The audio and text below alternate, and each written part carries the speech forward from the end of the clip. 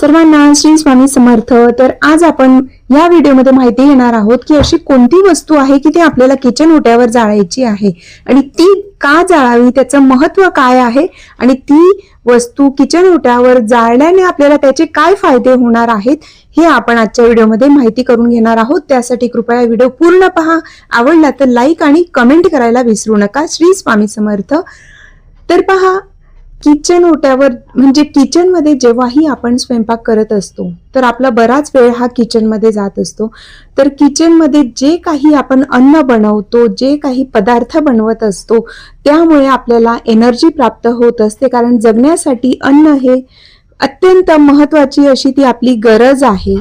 जेवण बनवताना किंवा स्वयंपाक बनवताना आपल्या मनात ज्या काही विचारांचं चक्र सुरू असतं, जे विचारांचं वादळ सुरू असतं, मग ते नकारात्मक असेल किंवा सकारात्मक असेल, तर त्याचा परिणाम आपल्या जे काही आपण पदार्थ बनवतो त्याच्यावर ते इनडायरेक्टली तो परिणाम होत असतो। आणि म्हणूनच जर आपण अगदी सकारात्मक विचार करून जर स्वयंपाक बनवला तर त्या जेवणाला चव असते। त्याचबरोबर ते जेवण जे कोणी खात असतं तर त्यांच्या मनातही तशा पद्धतीचे चांगले विचार जात असतात। म्हणूनच प्रत्येकाने लक्षात घ्यायचं आहे, जेव्हा आपण स्वयंपाक बनवतो बघा, बऱ्याच वेळेला आपलं घर आहे त्याच्यामुळे काही ना काही कुजबूज वगैरे, थोडंफार भांडणी वगैरे सुरूच असतात, पण जेवण बनवताना ते सर्व विचार बाहेर ठेवायचे आणि त्यानंतरच आपण चांगले स्वच्छ फ्रेश होऊन हातपाय धुवून मग स्वयंपाक बनवायचा आहे। आपला मनातही अतिशय सकारात्मक विचार ठेवायचे आहेत।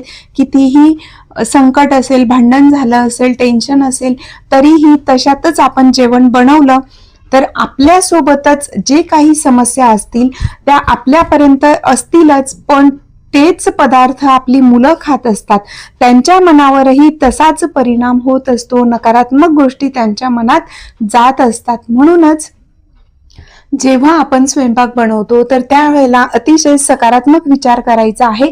आणि जर समजा बऱ्याच वेळेला पहा, मन आपलं खरंच म्हणजे समजा भांडण वगैरे झालेली असेल, घरात काही अडचणी असतील, संकट असेल, तर त्यावेळेला आपण कितीही विचार केला तरी सुद्धा मनातले ते विचार आपले जात नाही। आणि विशेष करून स्वयंपाक करताना आपण शांत असतो आणि त्यावेळेला आपलं मन आपल्याशी कंटिन्यू ते बोलत असतं। म्हणूनच